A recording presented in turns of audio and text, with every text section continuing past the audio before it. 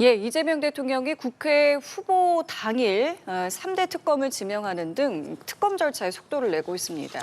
한편 차명 부동산 의혹이 불거진 오광수 민정수석이 사의를 표명했고 이 대통령이 받아들이면서 첫 고위직 낙마 사례가 됐는데요. 관련 내용 포함한 정치권 이슈들 윤기찬 국민의힘 법률위 부위원장, 김수민 시사평론가와 함께하겠습니다. 두 분 어서 오십시오. 예, 이재명 대통령이 3대 특검을 지명했습니다. 굉장히 속도감이 있었던 게요.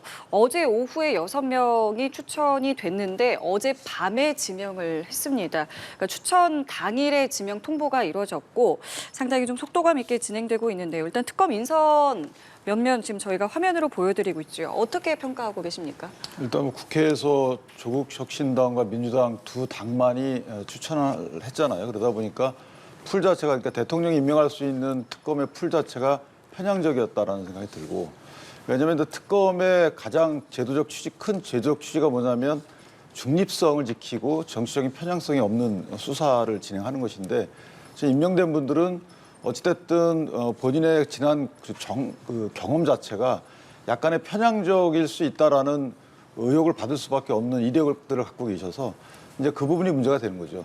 그렇다 보니까 그러니까 국내심과 개혁신당을 제외하고 보수정당을 제외하고 추천을 받았으면 조금 더 중립적인 인물들을 추천했어야 됨에도 불구하고 아예 노골적으로 지난 정부에서 다소 좀 원은이 있는 이런 분들을 추천했기 때문에 좀 우려되는 부분이 없지 않아 있어요.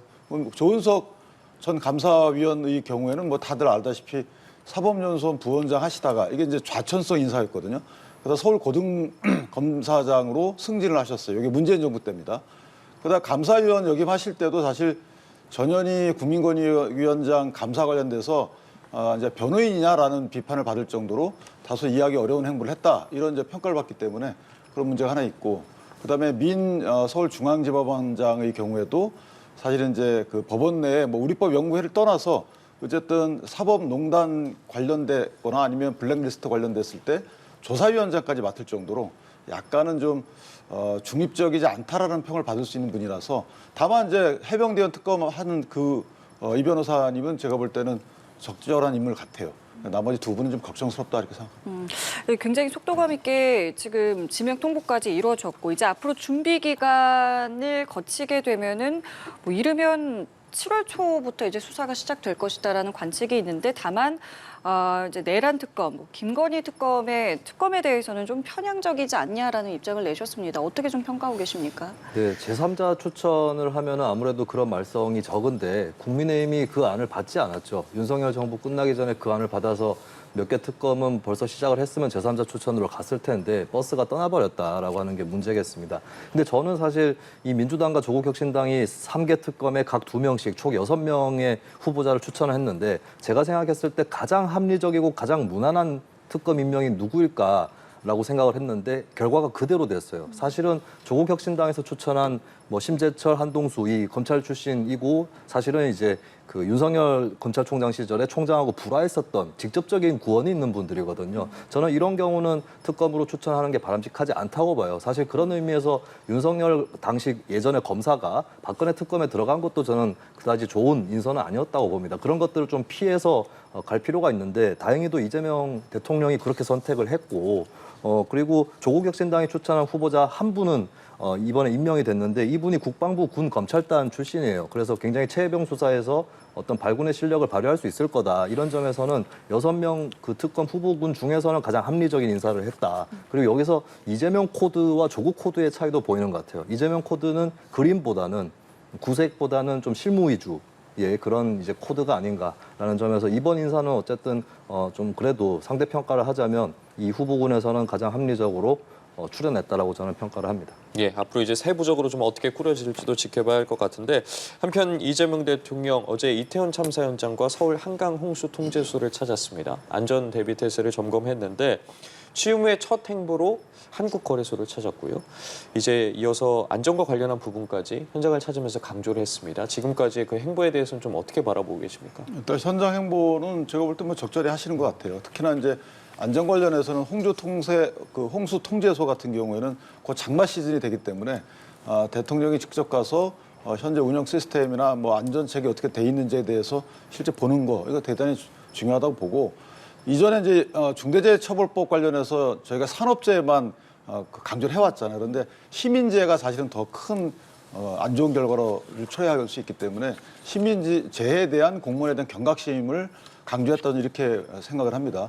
그래서 다중 이용 시설이나 아니면 공중 이용 교통수단 이런 거에 대해서 대통령이 저렇게 중점을 두게 되면 관련 공무원들도 더 열심히 할 수밖에 없기 때문에 저 부분은 저는 상당히 의미 있는 행보다 이렇게 평가를 합니다. 예, 말씀해 주신 것처럼 결국 시민재해와 관련해서 더 경각심을 가져야 하는데 그 부분에 대해서 이재명 대통령도 강조를 했어요. 지금 안전 부서에 대해서 좀 기피 현상이 있는 부분에 대해서도 언급을 했고 좀 업무를 담당하는 책임자들에 대해서 좀 뭐랄까요, 그런 어쨌든 대책 마련에 대한 부분이 좀 재고가 될 수 있도록 당부를 하기도 했는데 그 네. 부분에 대해서도 좀 신경을 써야 할 것 같습니다. 인사 문제는 잘 짚었다고 보여주는 게 사실 바람직한 국가라면은 안전 업무 부서에 가는 것이 명예가 되고 오히려 가고 싶어하는 사람들이 많아지는 이런 국가가 되는 것이 맞겠죠. 기피 부서가 되면은 안 되는 것이다. 이 부분은 단체장 출신으로서 이재명 대통령이 잘 짚어냈다라고 보고 현장 방문 행보도 적절한 장소들을 잘 골라 가는 것 같아요. 근데 조금 제가 아쉬운 부분은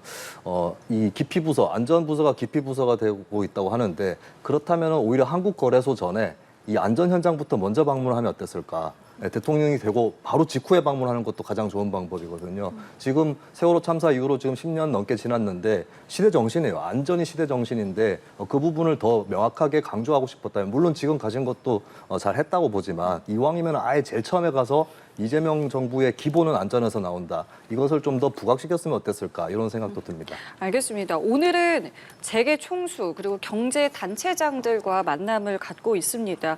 어떤 이야기들이 오늘 이 자리에서 좀 나올지도 주목되는데요.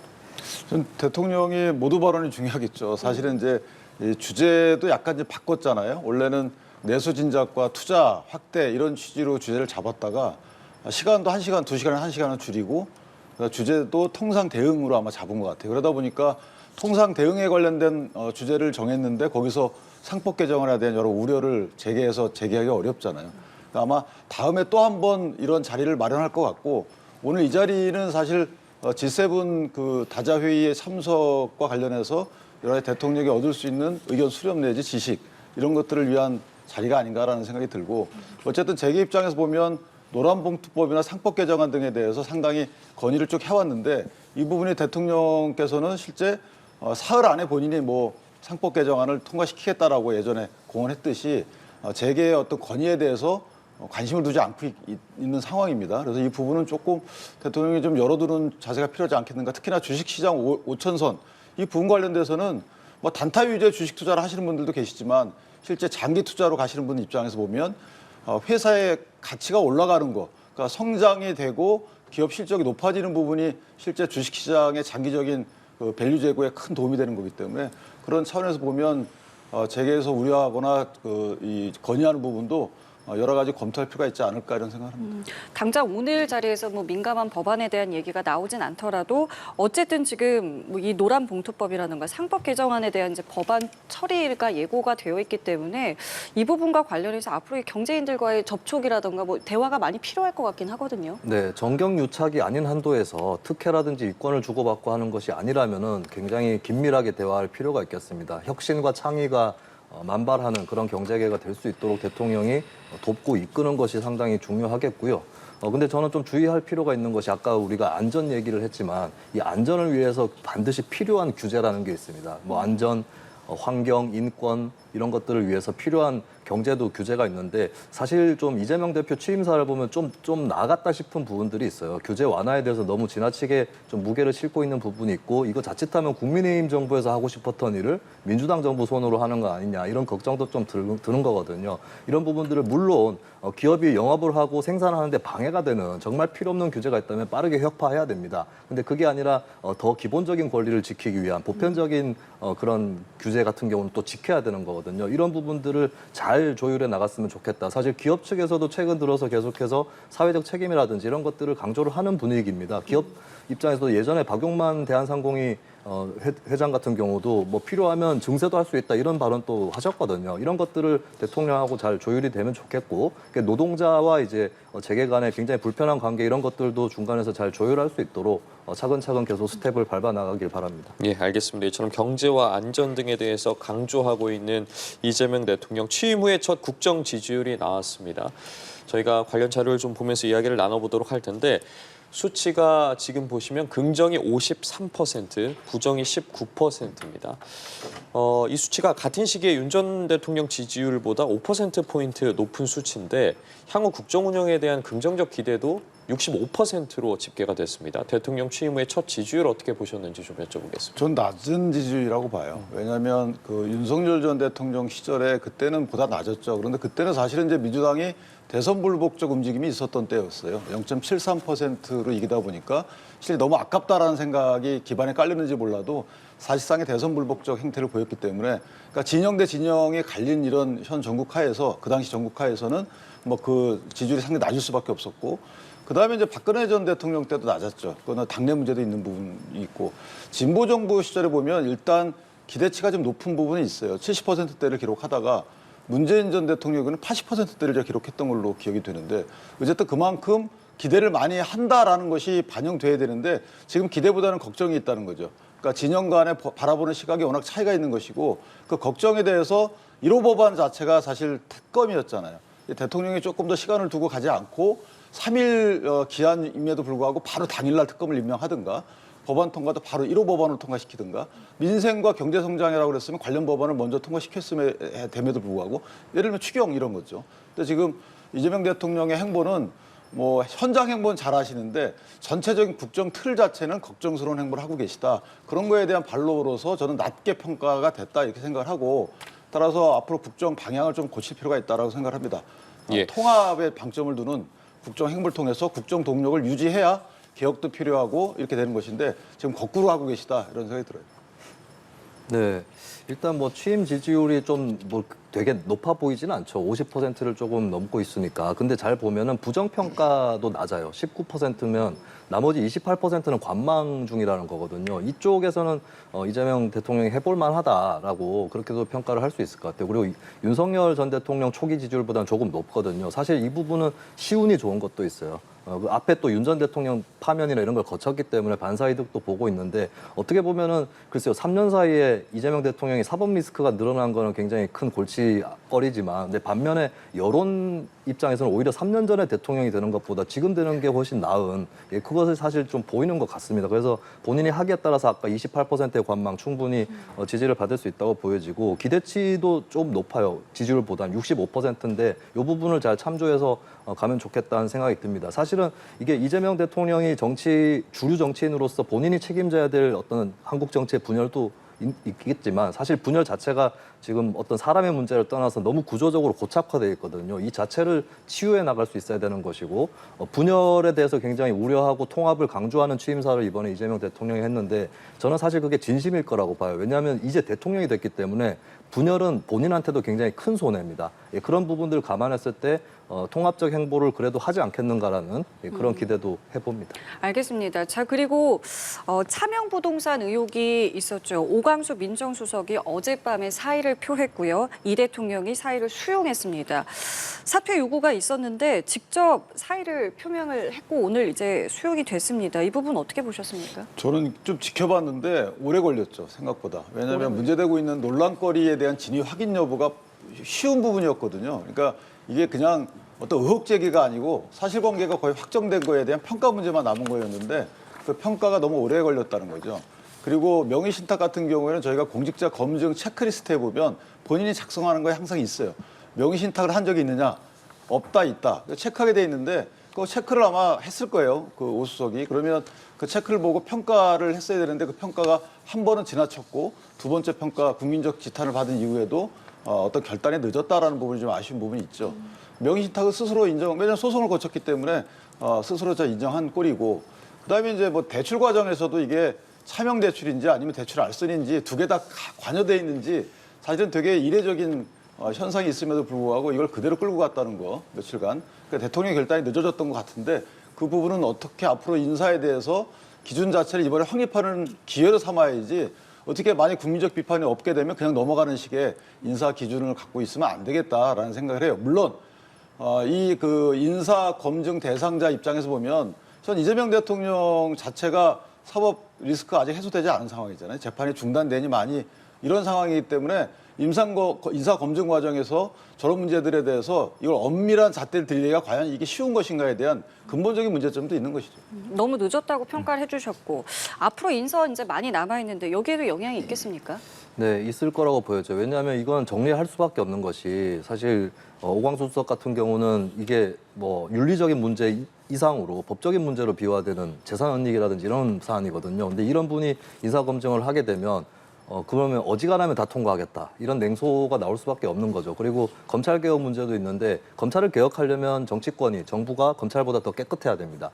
근데 이제 사실 검찰 구성원들도 재산 은닉 이상의 어떤 잘못을 저지른 사람은 극소수일 거거든요. 그런 의미에서는 정리를 하는 것이 맞았고 저도 사실은 조금 며칠 늦었다고 생각을 해요. 하지만 늦었지만 다행이다. 이 말씀을 꼭 드리고 싶고 사실 이재명 대통령이 오광수 수석을 기용을 한 것은 한간에서는 뭐 검찰 출신이기 때문에 더더욱 검찰을 제대로 파고들어서 깨버리려고 하는 거 아니냐라는 설도 있었고 한쪽에서는 검찰 출신이기 때문에 미묘하게 조율을 해서 검찰 기득권을 지키는 거 아니냐 이런 설도 있었는데 사실은 그것보다는 좀 사법연수원 때부터 인연이라든지 또 편하게 말할 수 있는 사람 이런 인식이 좀 컸던 것 같아요. 그런 의미에서 좀 며칠 동안 마음이 약해졌던 건 아닌가 좀 생각을 해볼 필요가 있겠고 예전에 역대 대통령 여러분들이 인사 문제에서 마음이 약하셨죠. 근데 좀 이제 이재명 대통령이 마음을 강하게 먹었으면 좋겠다라고 하는 그런 바람을 들여봅니다. 근데 저는 사실 또 이해 안 가는 부분은 저런 이제 문제를 알고 있었음에도 불구하고 인사검증 시스템을 바꿨다는 거예요.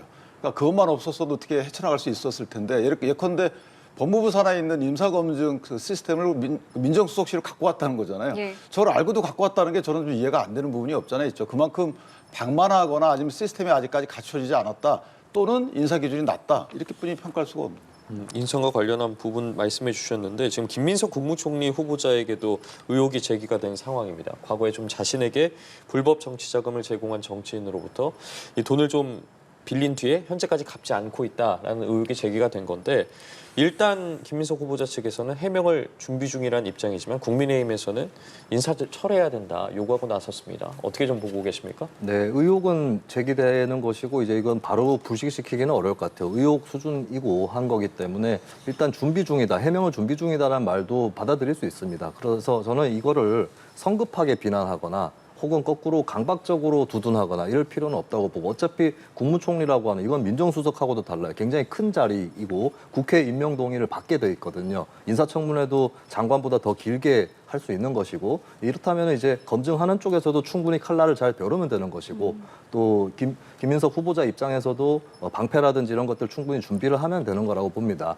그렇기 때문에 좀 잘 준비를 할 필요가 있겠고 근데 조금 더 제가 봤을 때 민감할 수도 있는 문제가 이제 뭐 후보자의 자녀가 어떤 그 활동을 하는 과정에서 법안 만들기 이런 작업을 했는데 그것이 국회로 발의되는 과정에서 후보자도 공동 발의를 했다. 자칫하면 이제 이해 충돌로 번질 수 있는 이 사안이 사실 자녀 교육 문제이기 때문에 더 민감할 수 있는데 일단은 후보자가 입시에 그런 스펙을 쓰진 않았다라고 해명을 하셨어요. 이런 부분들은 좀 빠르게 대응할 필요가 있겠다는 생각도 한편으로 드는데 전반적으로 이게 사실 지나고 놓고 보면은 뭐 하루 이틀 사흘 이런 걸 가지고 막 가는 그런 정치권의 과정들이 또 나중에 보이거든요. 그래서 너무 성급하게 접근할 필요는 없겠다라고 저는 말씀드리고 싶어요. 어쨌든 의혹과 관련해서 검증 시간은 충분히 남아 있다라고 말씀해 주셨거든요. 저는 아마 이제 김민석 그 후보자가 해명을 다 하겠지만 해명하기 어려운 부분들이 있을 거로 보여져요. 첫 번째는 어쨌든 뭐 그 본인이 이제 그 추징금 미납 부분을 갚아가는 과정이 다 있죠. 근데 갚아가는 과정에 보면 1999년도 이전에는 그 2010년도, 2020년도 이전에는 조금씩 갚아요. 그 전체 갚은 금액이 한 9천만 원 정도 됩니다. 근데 그 추징금을 갚겠다고 빌린 돈이 1억 4천이에요. 약간 안 맞는 부분이 하나 있는 것이죠. 그 다음에 김민석 후보자가 예금 신고한 분이 6천만 원이 넘습니다.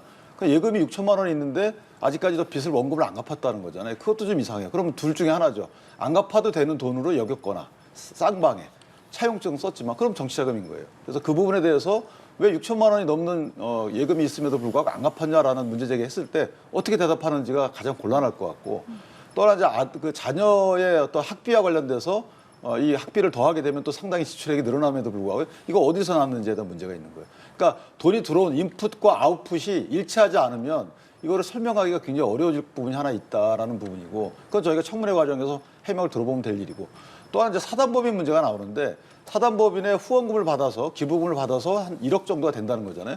이걸 어떻게 사용했는지가 문제인 겁니다.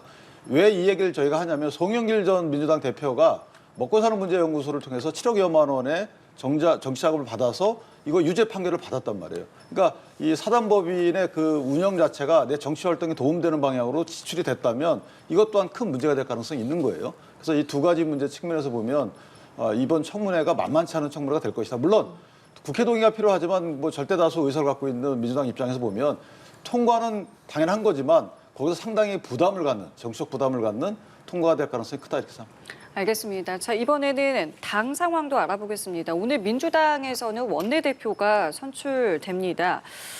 김병기, 서영교 두 후보 모두 지금 친명 표심 경쟁을 벌이고 있는데요.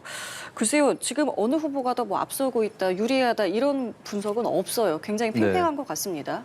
저는 사실 얼마 전까지는 서영교 최고위원이 유리하지 않을까. 왜냐하면 최고위원을 최근에 또 하셨기 때문에 예. 여러 가지 인지도 측면에서 대중성 측면에서 유리하지 않을까 했는데 그게 또 아니다라는 관측도 상당히 많이 있는 것 같아요. 사실 원내대표 선거가 한국의 뭐 전 세계에 있는 선거 중에 가장 맞히기 어렵다는 말이 있습니다. 정치부 기자분들이 맨날 틀리는 게 원내대표 선거다 이런 설도 있어서 참 알 수가 없고 특히 이번에 민주당 같은 경우는 20% 당심이 반영이 되거든요. 그렇죠. 예, 근데 제가 인터넷 커뮤니티도 막 찾아보면서 이렇게 해보니까 예.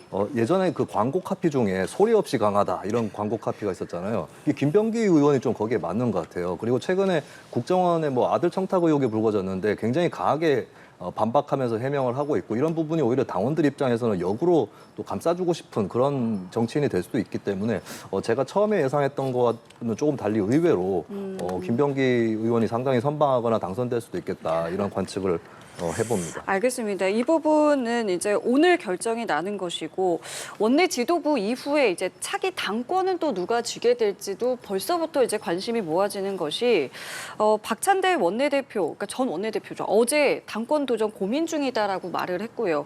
정청래 의원 같은 경우에는 법사위원장직 내려놓겠다고 했습니다. 그렇기 때문에 이제 이 파전이 지금 유력해 보이는데 글쎄요, 지금 어떻게 좀 흘러갈 것 같으세요?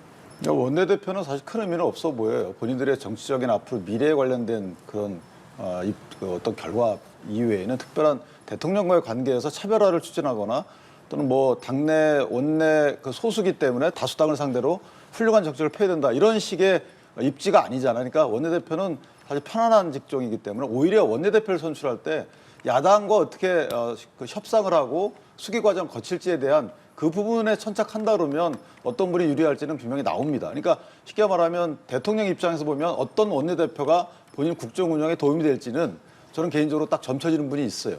근데 그 부분은 이제 뭐 당원들도 평가를 하고 의원들도 다 평가를 하실 겁니다. 예. 여러 가지 뭐 그 구설수에 불구하고 될 분이 분명히 있을 것 같고 다만 이제 당 대표의 경우 약간 달라요. 당 대표는 사실은 조금 더 대통령의 국정 운영 뒷받침도 있지만 원내를 떠나서 조금 더 미래를 도모하는 부분이 없잖아 있거든요. 그러니까 5년 이후를 당대표는 도모하는 부분이 없잖아 있고 박찬대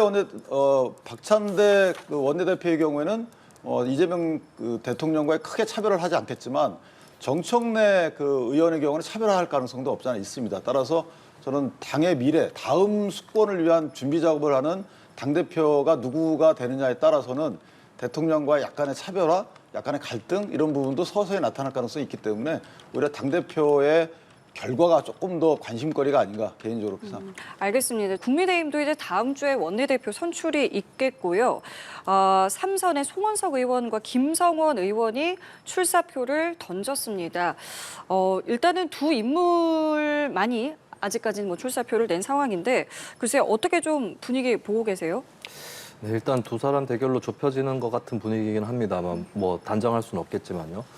근데 사실 좀 국민의힘이 답답하게 느껴지는 것은 이제 원내대표가 꼭 대중성 있는 인물이어야 한다. 오히려 반대인 게 더 낫다라고 생각하시는 분들이 계실 테고 그게 틀린 얘기는 아닐지라도 현재 국민의힘은 대중들이 보기에도 뭔가 좀 쇄신의 어떤 카드 이런 것들이 나와줘야 되는 거거든요. 근데 사실 뭐 송원석 의원이나 김성원 의원이 굉장히 대중적인 인물이라거나 또 쇄신의 이미지를 갖고 있다고 보기는 좀 어려워 보입니다. 이분들이 만약에 사무총장을 하겠다라고 한다면 그거는 뭐 특히 시비의 대상은 아닐 수 있는데 지금 원내대표마저도 굉장히 대중들에게 국민의힘이 달라지려고 작정을 했구나라고 하는 그런 신호를 줄 필요가 있다고 보여지거든요. 그거에 비해서는 너무 안이한 접근을 하고 있다라고 하는 점이 있습니다. 사실 계속해서 후보군 예전부터 나오는 이 이름들을 들으면 사실 국민들 입장에서 많은 국민들 입장에서 핵심 지지층이 아닌 국민들 입장에서는 예를 들면 김기현 의원이나 나경원 의원이 나오겠다. 뭐 되겠다 이렇게 돼버리면 이거 오기 부리는 것처럼 보이는 거거든요.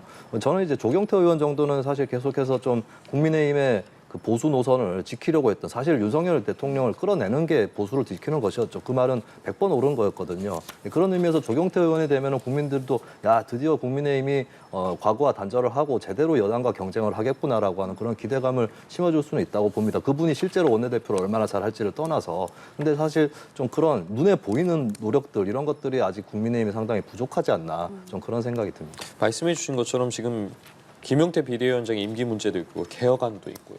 앞으로 또 출마 가능성이 거론되는 인물들도 있고요. 뭐 추대론으로 가지 않을까라는 부분도 굉장히 많은 이야기들이 나오고 있는데 현재 상황 좀 어떻게 파악해야겠습니까? 그러니까 이게 원래는 이제 원내 장악력을 그 표심을 결정하는 요소로 생각을 해왔는데 이제 김용태 비대위원장이 저런 이제 개혁안을 내걸고 그다음에 당무감사권을 발동을 했잖아요. 이것이 오히려 또 변수가 돼버린 꼴이 됩니다. 그러니까 이번 원내대표 선거는 좀 김용태가 변수다라는 생각을 하고 김용태 혁신안에 동의하는지 여부, 그다음에 그 혁신안과 관련돼서 그 혁신의 방법에 동의하는지 여부. 왜냐하면 김용태 비대위의 임기 연장을 원내대표와 상의해서 정할 수 있도록 돼 있기 때문에 원내대표가 협조 안 하게 되면 김용태 비대위는 임기 연장이 불가능합니다. 그러니까 임기 연장 할 것인지 여부부터 의원들의 표심을 가르는 기준이 될 겁니다. 그래서 아마 대놓고 그런 말씀들을 못 하겠지만 의원들한테 각 원내대표 후보자가 접촉해서 어떤 지지를 호소할 때 김용태 비대위원장에 관련해서 어떻게 하겠다라는 안이 분명히 들어있을 거예요. 거기에 관련돼서 의원들의 생각이 이번 원내대표를 누가 될지에 대해서 결정적 변수로 작용할 것이다라는 생각을 하고 물론 이제 당의 혁신도 중요하고 혁신을 반드시 해야 되지만 선거가 없잖아요. 그래서 선거 때 혁신안을 자꾸 얘기하는 부분이 국민께 어떤 혁신에 대해서 기대치를 끌어올리는 부분이 있거든요. 근데 지금은 생존의 문제이기 때문에 의원들이 과연 생존을 먼저 걱정할 것인가 따라서 원내 장악력이 강한 분을 모아서 대여 투쟁에 나설 것인가 이런 부분 관련된 본인들의 소신이 표심으로 작동하지 않을까 이렇게 생각합니다. 알겠습니다. 오늘 두 분 말씀 여기까지 함께하겠습니다. 지금까지 김수민 시사평론가 윤기찬 국민의힘 법률위 부위원장과 함께했습니다. 두 분 감사합니다. 맞습니다.